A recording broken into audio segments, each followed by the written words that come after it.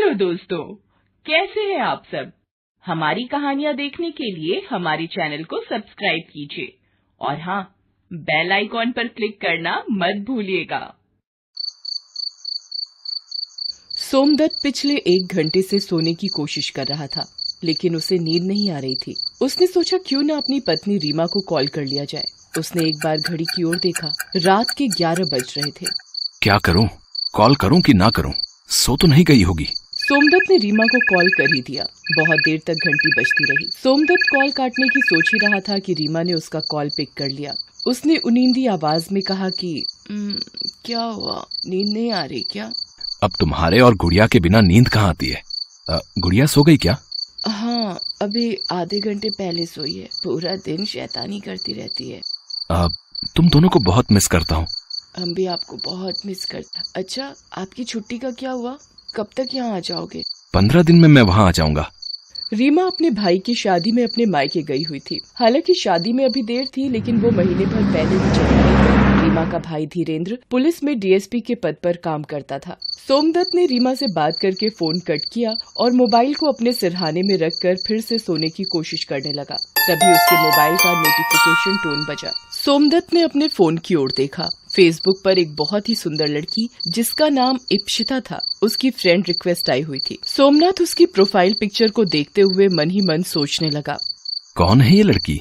इसे जानता तो नहीं हूँ मैं। कोई म्यूचुअल फ्रेंड भी नहीं है। वो कुछ देर सोचता है, फिर उस लड़की का फ्रेंड रिक्वेस्ट एक्सेप्ट कर लेता है। फिर वो सो जाता है। अगले दिन जब वो ऑफिस निकलने ही वाला होता है कि उस लड़की का मैसेज उसके मैसेंजर बॉक्स में आता है, जिसमें लिखा होता है, हाय हैंडसम। एक बात और गौर करने वाली थी कि उसकी रात वाली प्रोफाइल पिक्चर भी बदली हुई थी और इस नई पिक्चर में तो वो और भी सुंदर लग रही थी। ये लड़की है तो बहुत सुंदर, लेकिन कौन है ये? और मुझे इस तरह से हाय हैंडसम क्यों लिखकर भेजा है? अरे शादीशुदा हूँ मैं। सोमदत्त ने उसके मैसेज का कुछ जवाब नहीं दिया और ऑफिस निकल गया। ऑफिस के लंच टाइम पर जब वो लंच कर रहा था तो फिर से इप्शिता का मैसेज आया। वो उसके मैसेज को पढ़ने लगा। क्या बात है हैंडसम, नाराज हो क्या? मेरे मैसेज का जवाब नहीं दिया? अगर कोई टेंशन है तो मैं तुम्हें मैसेज नहीं करूंगी। तुम मुझे अनफ्रेंड कर सकते हो। अभी के लिए बाय। बार बार इप्शिता जैसी सुंदर लड़की के मैसेज आने से सोमदत्त का मन थोड़ा डोल गया। उसने मन ही मन सोचा कि किसी लड़की से बात करने में क्या बुराई है। ऑफिस में भी तो कितनी लड़कियां हैं, वो सभी से बात करता ही है। ये सोचकर वो इप्शिता के मैसेज का जवाब टाइप करने लगा। अरे नहीं, मैं तो आपको जानता भी नहीं। फिर नाराजगी कैसी? उसके बाद इप्शिता से वो काफी देर तक चैट करता रहा। उस चैट में वो कहाँ काम करता है, क्या करता है और अपना फोन नंबर भी दे दिया। सोमदत्त ने सोचा कि इप्शिता का कॉल आएगा, लेकिन उसने कोई कॉल भी नहीं किया। फिर 2 दिनों तक इप्शिता का कोई मैसेज भी नहीं आया, लेकिन सोमदत्त बार बार अपने मैसेज बॉक्स में जाकर देखता कि कहीं उसका कोई मैसेज तो नहीं आया है। अरे जब कॉल करना ही नहीं था तो फोन नंबर क्या अचार डालने के लिए लिया था? 2 दिन से कोई मैसेज भी नहीं आया इप्शिता का।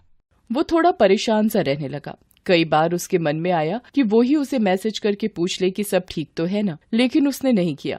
2 दिन बाद जब वो शाम को अपने ऑफिस से निकल रहा था तो उसके नंबर पर एक अननोन नंबर से कॉल आया। सोमनाथ ने कॉल पिक किया तो दूसरी तरफ से एक लड़की की मदहोश करने वाली आवाज आई।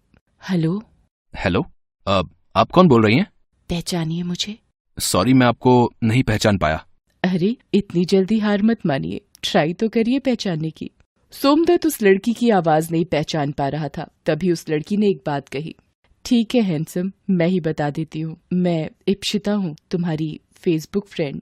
इप्शिता का नाम सुनते ही सोमदत्त के दिल की धड़कनें तेज हो गई। उसने लड़खड़ाती जुबान में उससे पूछा, इप्शिता, कहाँ हो तुम?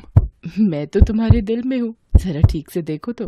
इप्शिता की ऐसी बात सुनकर सोमदत्त थोड़ा शर्मा गया। अरे इस तरह लड़कियों की तरह कोई शर्माता है क्या? वैसे तुम फेसबुक पिक में जितने हैंडसम दिखते हो उससे कहीं ज्यादा सामने से लग रहे हो। इप्शिता की इस बात को सुनकर सोमदत्त चौंक गया। अरे तुमने मुझे सामने से कब देख लिया?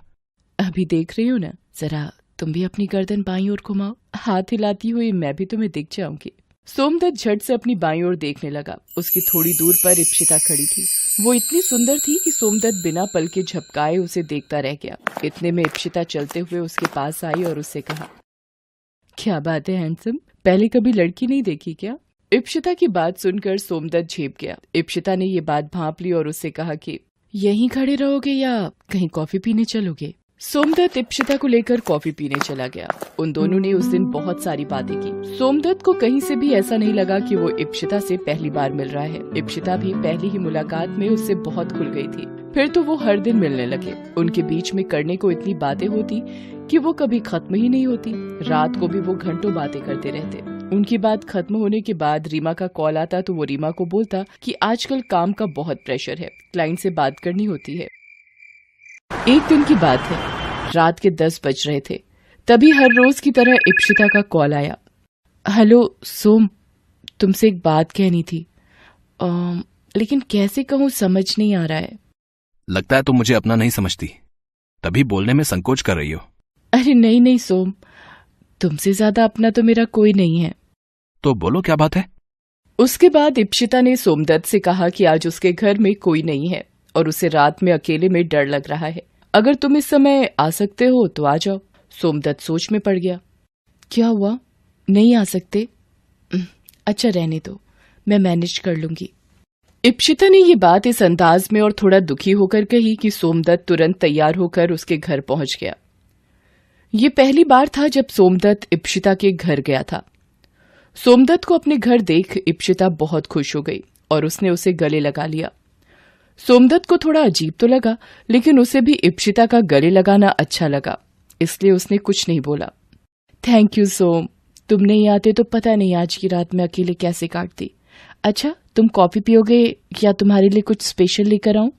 ये कहकर इप्शिता किचन में चली गई। जब वो बाहर आई तो ट्रे में 2 गिलास और ड्रिंक थे।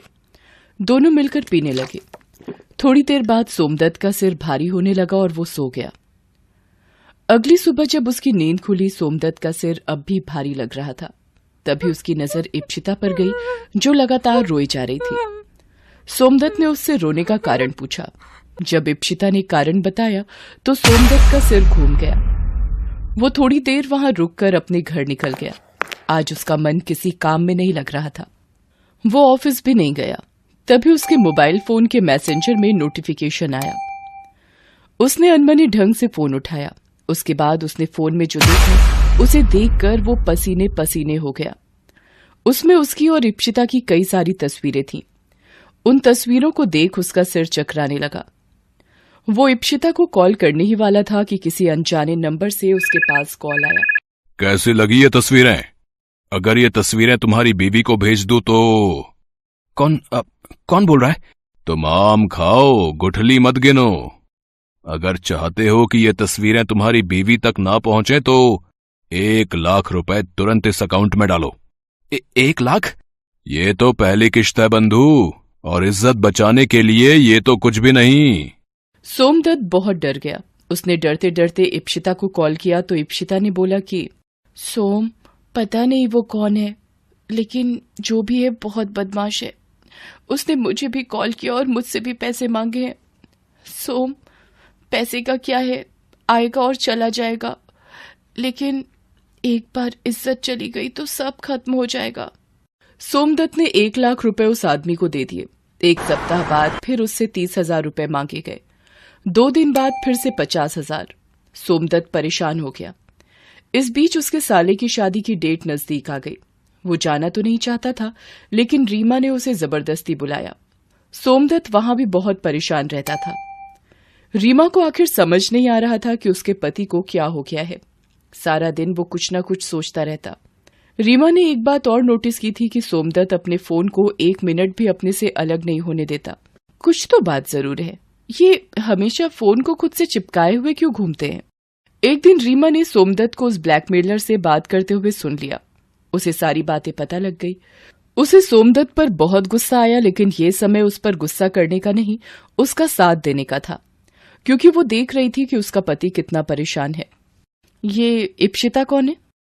इप्शिता? कौन इप्शिता? सोम, झूठ मत बोलिए, मुझे सब पता लग गया है। बस आप सब कुछ सच सच बता दीजिए। रीमा की बात सुनकर सोमदत्त फूट फूट कर रोने लगा और उसे सारी बातें बताई। रीमा ने अपने डीएसपी भाई धीरेन्द्र से सारी बात बताई। आप लोग बिल्कुल चिंता मत करिए, ये ब्लैकमेल करने वाले का गिरोह है जो आजकल इस ढंग से लोगों को फांसता है। और जानते हैं जीजा जी, वो इप्शिता भी उसी गिरोह की सदस्य है। धीरेन्द्र की बात सुनकर सोमदत्त शॉक्ड रह गया।